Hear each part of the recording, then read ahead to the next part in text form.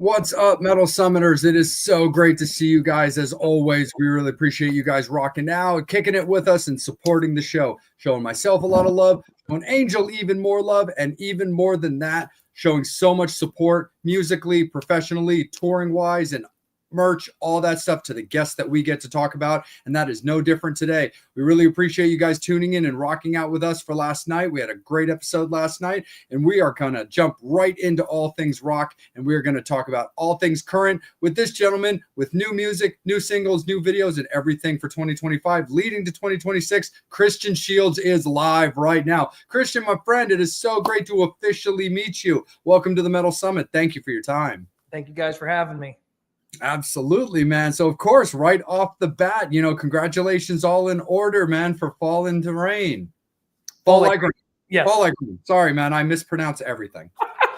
It's funny. A lot of people do that. I don't know if it's just the phrasing of the song title, but it's common, but it's okay. I mean, it happens. Absolutely. Fall Like Rain, man. Congratulations. Thank you for sending us the video and the song, man. It was great. We really, really liked it. I'm glad. Thank you guys for checking it out. Absolutely. So talk a little bit about the song, and what was it about this song and designing the video the way that you did that made you want to, focus on it and release it that way? Well, I was working on a batch of songs, and this one was definitely the one that stood out. And coincidentally, when I started writing the song, my guitar player was going through a similar situation that the song is about relationship-wise that I was. So when him and I sat down with our producer, Kevin Gutierrez, to re-demo the song out and rewrite the song and get it to the version that you guys have now, it just seemed like it felt right to do. And then the video was done by Tom Flynn. It was completely his direction. I deferred to his leadership on that. He has great vision, and it was cool. The concept was cool. It was a lot of fun to do. Absolutely. Definitely, man. When it comes to how you like to write, how does some of your inspirations work? Of course, there's always going to be like what's going on like in your life, whether it be, family, relationships, or just stylized, planning for trajectory of like your musical vision. But how do you find that writing, hits you both time-wise and what you like to write about? Well, it comes multifaceted. Sometimes I'll get inspiration by, something going on in my life, a current event, or sometimes, I can write on a topic, like a party song or something like that. Inspiration can strike randomly. Sometimes, an idea will just pop into your head. And other times you just have to sit down and, kind of actually create something. I don't necessarily have a set method how I do it. Sometimes it's lyrics first. Sometimes it's guitar first. Sometimes it's a drum beat. It's just whatever happens at that moment. And then I just usually let the song tell me what to do. I don't overthink it. I just come up with the meat and potatoes part. And then usually bring it to my guitar player and my producer, and then we'll flesh it out. And if there's other collaborators, sometimes we'll bring in others. It just all depends. Absolutely, for sure. And when it came to your vocals and being a singer, what was it about yourself that you found, wanting to be a singer, the strength you had in your voice, because you've got such a strong vocal delivery, but just what was it about, fronting a band as opposed to being another musician in a band? Well, so it kind of goes back because I wasn't in my very first band. I wasn't the singer. I was just the guitar player. Our bass player at the time was this. We were teenagers, my brother and friends that were in the band and I. So it was our friend Adam Manchester. He was the singer and the bass player. But then after he quit, we had different musicians, but nobody could sing. So they pointed to me and had me do it. Now, I wasn't necessarily the greatest at first. I worked on it a lot over the years, and I'm taking some vocal coaching to get it to where it was, to where it is now. So it definitely was a process. It didn't happen overnight, and I continue to get better, and I continue to work on it. Absolutely. When it comes to how you like to release out music, and then Angel, I'm going to kick it up to you after this segment.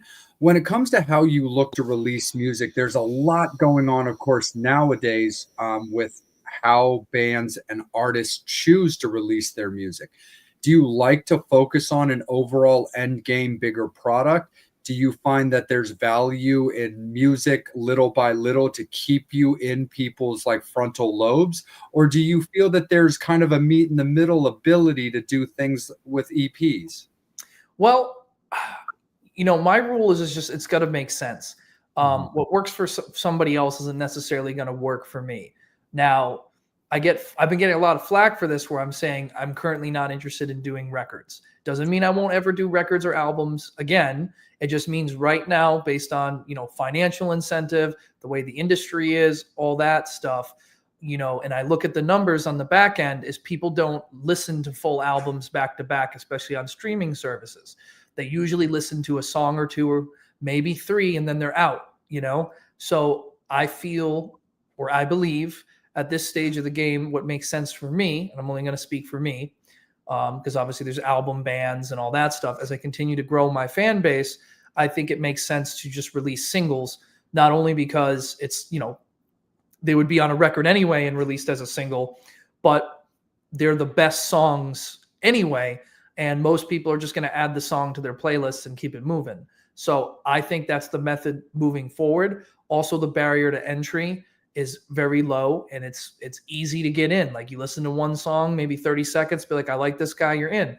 And then there's, obviously the This Is Rock and Roll record exists. So if you want to listen to more stuff, you can. Or if you just like the one song, that's okay too. I just think that, you need to evolve with the times. You either evolve or you die. That's basically how it works. So it's just going to make sense. That's my rule. Absolutely, man. 100%. Angel, my friend, let's kick it up to you. Let you take it away. And just want to say congrats on the new single. Look, I mean, these days with the way things are, I don't blame you for releasing singles, because it's a great fucking song. It's the kind of song you would hate to have it on an album where it doesn't get the attention that it deserves. Well, thank you.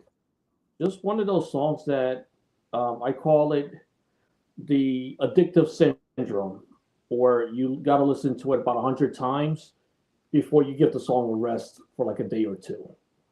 And then you listen to it 100 more times, and you keep listening to it. I love it. Look, we all go through relationship bullshit. Of course. So it's something that everybody can relate to. So kudos on that. And just without getting you into trouble, because, exes do watch the show. Yes, they do. Is there any, damn, how do I phrase this question?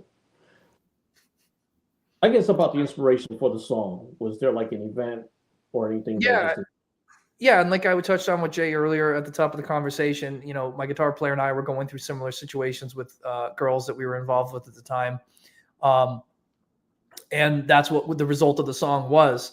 And to my knowledge, both of them do know about the song, and both of them have heard it. Now, I didn't necessarily get any feedback from them, but yeah, I mean, it is what it is. I mean, it's from real experience.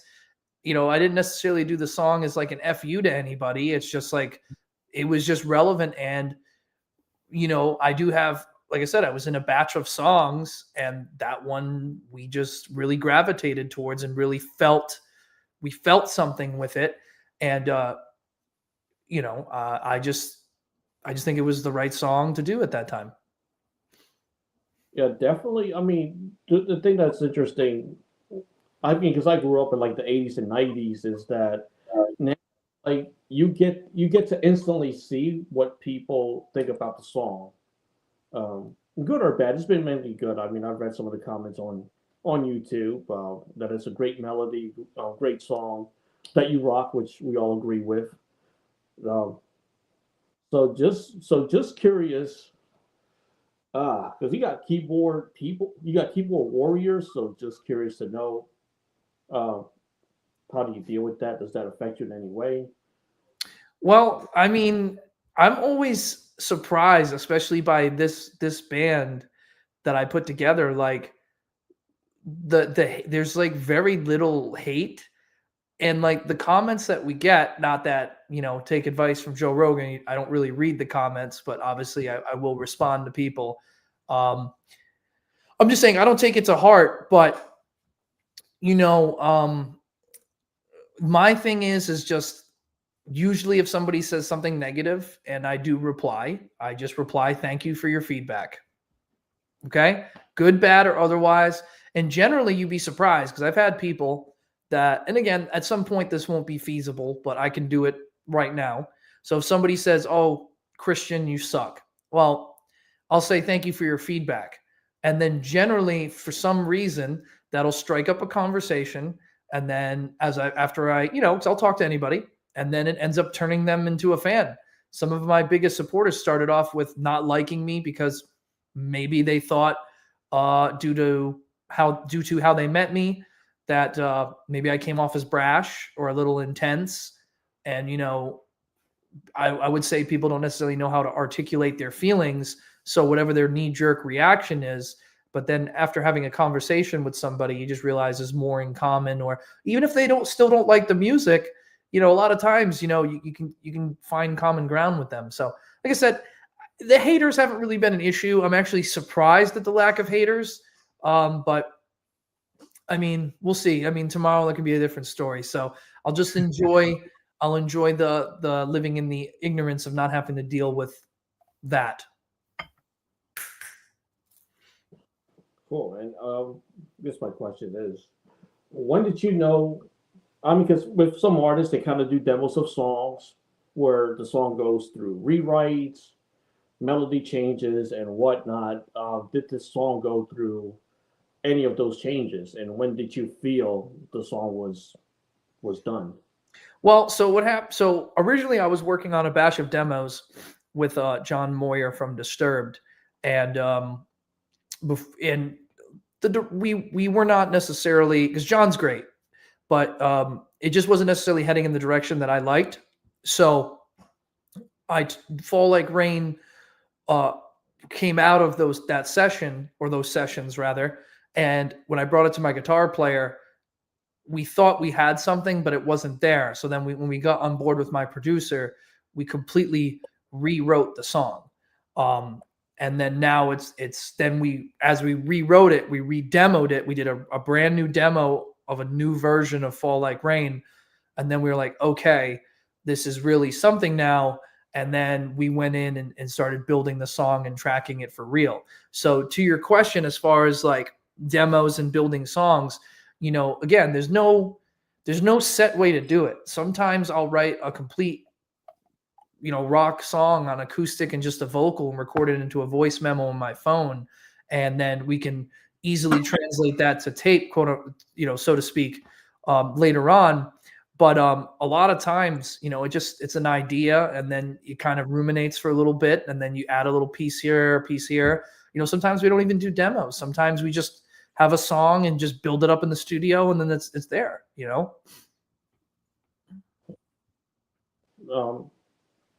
So this song, like I said, it's really melodic and so on. So does that influence like the next song? For example, like does this influence you to maybe make the next song heavier just to show that the band has a heavy side, or just continue down that pattern of that type of song?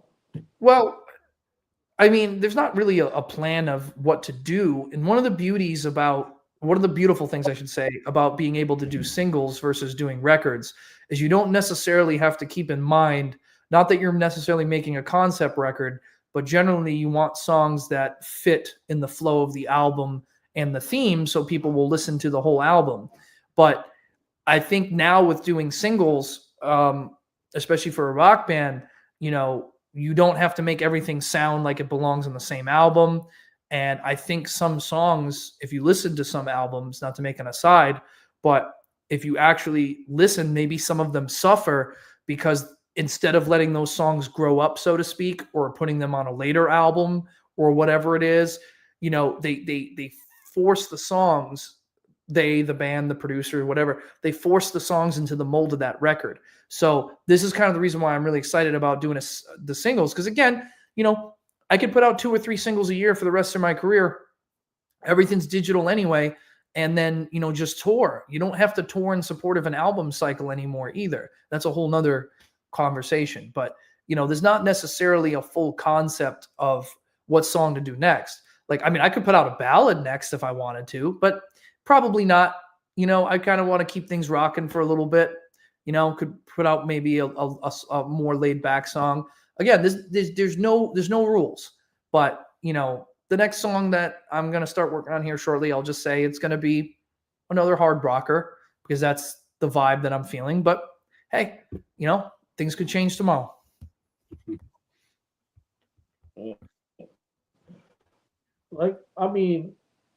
Everybody, excuse me, everybody does what fits them.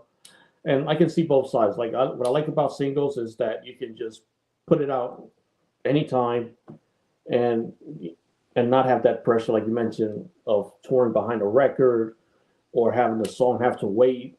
With this song, you just released it. It's cool. You didn't have to wait so long to get the other songs completed, finished, mastered, getting ready to get it promoted and all that stuff. Well, generally the process doesn't necessarily take that long. It's a matter of funding and, other things of that sort. And also people's schedules, people being available. So, again, it's a combination of factors, but there's no rules, I'm not under any contract obligations at this time. So I'm just having fun. Awesome.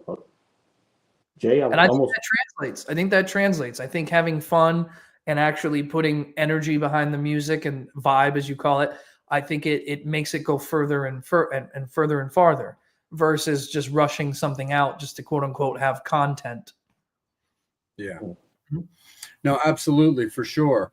And one of the things I also really like about the Fall Like Rain video is I love the simplicity of it. Like, I'm a big fan of band performance videos, as maybe I call them, or they also might just kind of be collectively called, performance videos. But I love the simplicity of the video, but it's shot so well. I love the darker aesthetic because when it comes to colors in my life, everything's black, and then everything else comes second.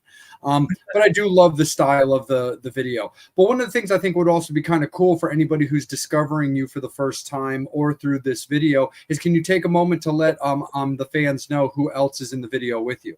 So in the video is it's my guitar player Marshall Benson, my bass player Jake Allard, and my drummer Ram Gov.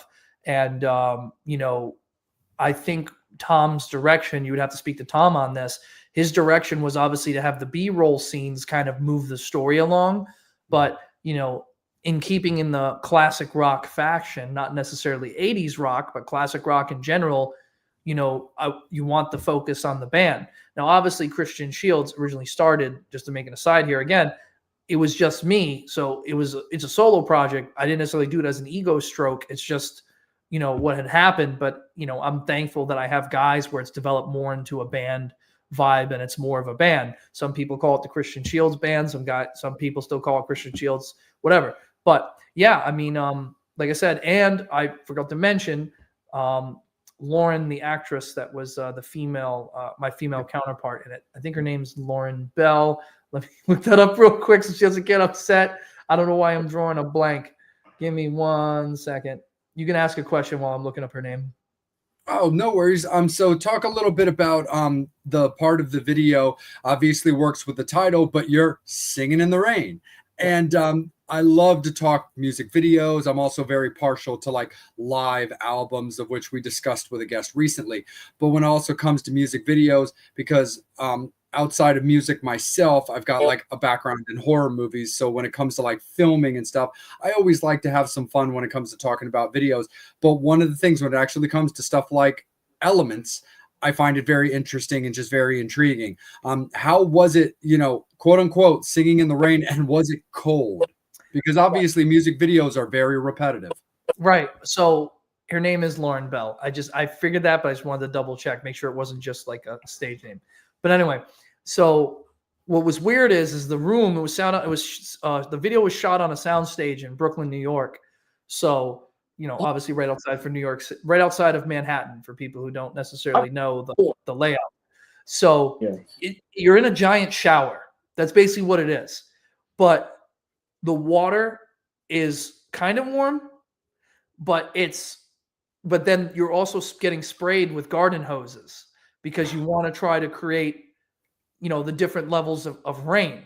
So that's cold. And then obviously you're shooting for a while, so the hot water doesn't last. So when I got in, it was after my guitar player shot all the scenes. So the water was just cold, man.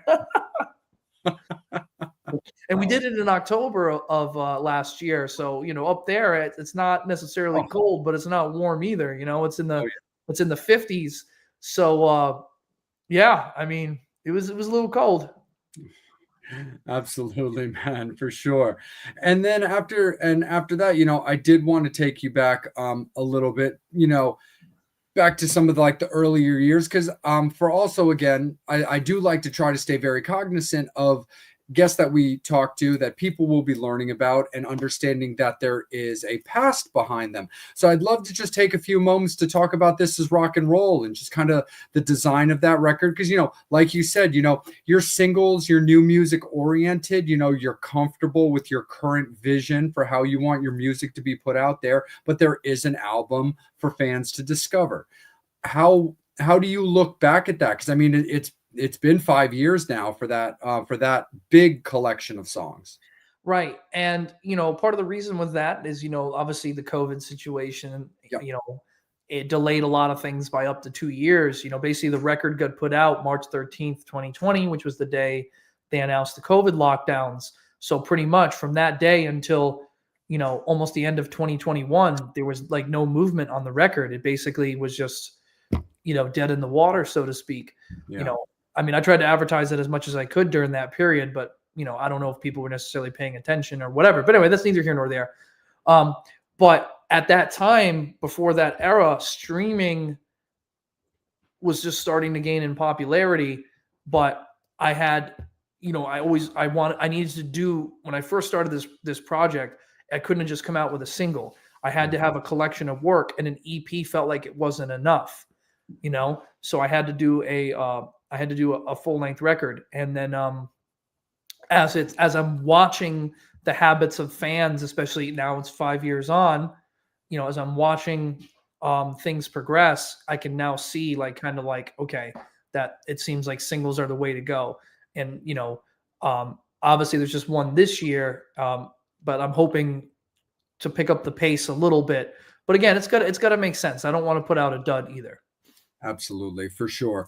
Are there any songs on that record particularly? I mean, again, it's like I'm asking you to single out some of your individual children, but are there any songs in particular from that record that stand out to you personally a little bit more than others? Like me personally, I'm a Can't Get Enough and a Raise 'Em Up guy. Gotcha. So great songs, but I like rock. I would say Rock and Roll, Lie to Me, and By the Strings, maybe Off the Track, but I would say those three, because Nice. those three pretty much cover the gamut of the styles of rock. I feel, poppy, hooky choruses, straight ahead classic rock song, and then By the Strings is like an in-between ballad. So I think it covers all the bases. And if you want to go really hard rock, you can go with Off the Track as the album closer. But those are the ones that stick out to me the most. I mean, I like them all for different reasons, but you put me on a spot, so that's what I'm choosing. No, absolutely, for sure. And it's kind of like a fun, fun little segment, because of course you've been very, very gracious with your time. Angel and I already want to invite you back for, of course, an extended episode when your schedule and our scheduling allows for it, because we definitely want to rock out with you when it comes to that. So Metal Summoners, it is going to be last call for alcohol with Christian right now. You guys have been great. We see you watching, but if there's anybody who does have a question, anything you want to ask Christian, this is the time to put it in, because we do have him for just a couple of more minutes before we get reloaded for our second interview this evening with Gavin. But we're going to keep it currently with Christian for a little bit longer. And that is, are you familiar with the M3 Festival? And I bring that up for two reasons. One, they just announced the dates for this year's festival because it's a huge 80s rock inspired festival. And also, Angel and I have a colleague that puts together a pre-party every year, and his big drive is focusing on new bands. And his name's Dave Dillman, and he always does the pre-show. And I was just kind of curious, one, if you're familiar with that festival, and two, if you're not already familiar with Dave, would you be against me sending your music over to him as something for him to consider, and for maybe something you would potentially play if it worked out in both of your favors, of course? Well, I'm very familiar with M3. I would love to play M3, but definitely a pre-party sounds great. And I tell everybody this: the music is yours. Okay. I put it out there for you guys to enjoy. Share it away. Share it with everybody you would like. Don't necessarily worry about if it's just streaming, he's not making any money off it. I'm tired of that narrative. Bands make plenty of money off of streaming. It's just money is made a different way. So, not to make a long answer to your short question, but I'm saying share it away, pass it along. Word of mouth is still the most effective method of promotion. And we probably will have to discuss this on a longer episode about algorithms and how people fake their social media numbers and all the challenges that bands are really up against. I will say this, and like I said, I know this has been a condensed interview, but I'm a straight shooter. I say it how it is, and I live in reality. Yeah. No, absolutely, Christian. Not at all, Angel. Of course, absolutely. And Christian, we really, really appreciate you. But of course, before we officially let you enjoy the rest of your evening, please let everybody know where you can be found. I will once say, Angel, what did you say? Because I think you got cut off. No, I forgot what I said. Damn it. No, I just didn't know if you asked my question. Well, anyway, but I'm saying, I'd love to come back and chat with you guys. I mean, this is a nice little introduction. But so since I got to do the plug, ChristianShields.net. Well, can't talk now. Facebook.com/Christian Shields Live. Instagram, TikTok @Christian Shields Live. X @C Shields Live. I'm on Apple Music, Spotify, Pandora, the internet. So Google me. I will come up first search, I promise. And you guys are my record label. So join my Patreon, patreon.com/Christian Shields. Become a member. You'll get access to behind the scenes stuff that nobody else will. You get to actually see me work on songs in progress and all bunch of other stuff that's going to be announced only on there to Patreon backers, or members rather. Right on, brother. Well, Christian, again, thank you so much. It's a wonderful introduction, just like you said, and we can't wait to continue and make it a full-on hang. Of course, you're always welcome, and please don't be shy to reach out to myself or Angel for anything that you need.